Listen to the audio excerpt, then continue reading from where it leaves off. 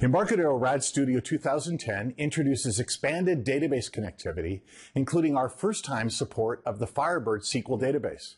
We also have updated drivers for the most popular databases. Also, our DataSnap multi-tier framework has been updated for easier interactions via industry-standard communication protocols. I'm in the hallway outside Stephen Blass's office. Steve makes the database drivers for the DB Express framework.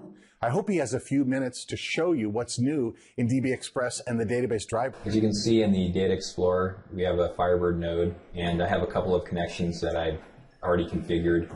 We support both 2.1 and 1.5. So I'm just retrieving some tables here. I'm going to drag and drop a table that contains a big int onto a VCL form. As you can see, in the object inspector, here's the Firebird driver with its driver properties. I will drop some controls and I will hook them up. The big int type is a Firebird data type. You can do anything with Firebird that you can with the other drivers. I also did some work on our Microsoft SQL Server driver to support new data types in Microsoft SQL Server 2008. Here's a list of tables. This is a table that contains the date time offset type, which was a new type in Microsoft SQL Server 2008. We'll just do a select star from table on a table containing that data type. So as you can see, this is a table containing just an integer primary key and a column which has the datetime offset type. So thanks, Steve, for giving everybody a quick sneak peek at the database drivers and the new support for databases in Rad Studio 2010.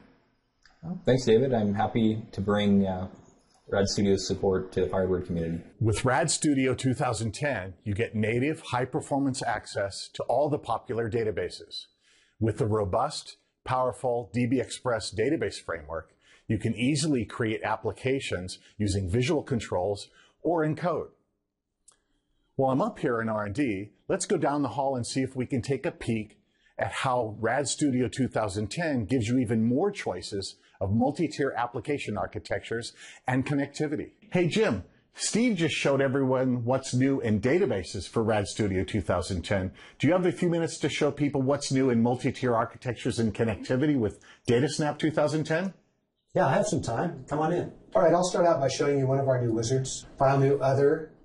Under DataSnap Server, we have two new wizards. The first one, called DataSnap Server, is the one I'll demonstrate first. In here, we can choose the kind of application we want to create, as well as the kind of communication protocols we want to support. So for this example, I'll create a console application, and I'll enable these checkboxes just to show you what is going to be created, and generate a server method class derived from tPersistent.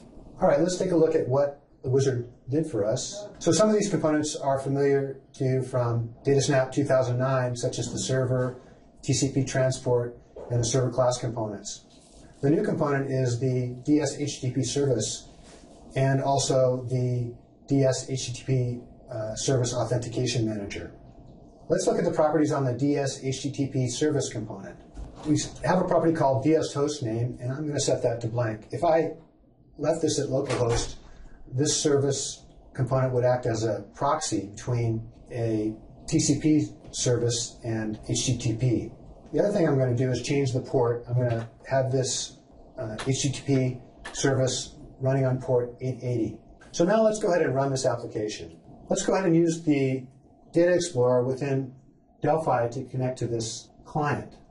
We have two connections now available to us. We have the TCP connection, which works, and we also have the HTTP connection, which works as well. We can see in the Data Explorer that in addition to the sort of admin methods, there's one server method provided by this DataSnap server. You can see we have a very simple method that echoes a string. Let's go back to the Server Explorer and we'll view the parameters, and we can go ahead and execute this server method. And here we see the results. We have another wizard called the DataSnap Web Broker application. In this wizard, we'll select ISAPI, and once again, we'll choose tPersistent as our base class. And let's look at the web module that was created for us. On this web module, we have the server and the server class components, just like on our standalone DataSnap server application. But we also have a new component here called the HTTP web dispatcher. Let's look at the properties for this component. We'll set the host name to blank because we don't want to use this as a proxy. And we don't need to set the HTTP port because this application will be running under IIS and using port 80 on my system. Let's go over to the server methods class, and you can see that the wizard generated the same simple server method. We'll build the project. Now let's go over to IIS. Here's the virtual directory that I've configured. We'll browse to that directory. And here's our ISAPI DLL. Browsing to it just displays a simple message. Okay, let me bring up Delphi Prism, and we'll look at the HTTP connectivity within Delphi Prism. All right, let's go over to the Server Explorer, and we'll add a connection. We're going to choose DataSnap, HTTP, localhost, port 80. Now, just like in the Data Explorer, we have access to our server method, can go ahead and execute. And another thing I'd like to show you is a feature that we've added since Delphi 2009, which is the ability to create client proxies in Delphi Prism. We'll right-click on the connection and choose Generate Client Proxy. And this is going to generate the Prism code that makes it easy to call your server methods. You can call HTTP servers from other clients, such as a web browser. Here's our server, and we're going to just add a little bit onto the address. So we're going to say DataSnap, REST. There's the name of our server, the name of our server method, and a string. When I hit return, what's happened is I've made an HTTP request to my DataSnap server, and I've received the result in JSON. Our DataSnap HTTP support has built-in support for REST. I have a DataSnap server that has a few server methods. So here you can see the server methods that I've declared in this project. Reverse string, transform string, and reverse words in string. Reverse string is very simple. One line of code to just reverse our string and return it to the caller. The next one shows a new type that we've added to DataSnap 2010, TJSON object. And there's a number of other JSON types. And these types allow you to pass JSON back and forth between your DataSnap clients and servers. This is a very convenient way to represent complex types in your native applications. And JSON also works very well in JavaScript and other types of clients, including PHP. Go ahead and run this application, and I'll show you the JavaScript client example that I have. Okay, so let me bring up my JavaScript REST client. I'm pointing my browser at a static HTML page that I have on my system.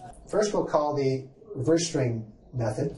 Here's the JSON result. What's happening is this client is parsing that JSON and updating the test value so that I can keep reversing the string by clicking the button.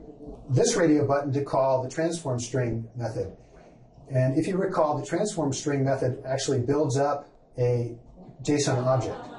So here we can see the JSON object in text that's returned by the REST request. And again, the JavaScript within this page is parsing that JSON object and extracting the reverse value. This is a very simplistic example, but I think it illustrates the flexibility that REST support gives you. The last feature that I'd like to show you, David, is demonstrated by this reverse words in string server method. And this server method has a type that's new to DataSnap 2010 called TDBX callback. And what this type is used for is when you want the server to be able to call back to the client.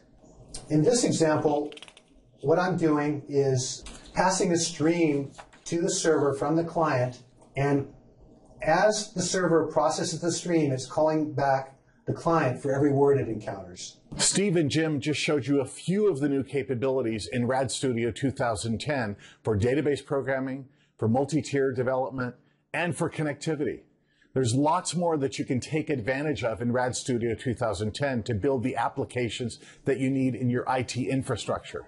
With RAD Studio 2010, you can go further and get there faster.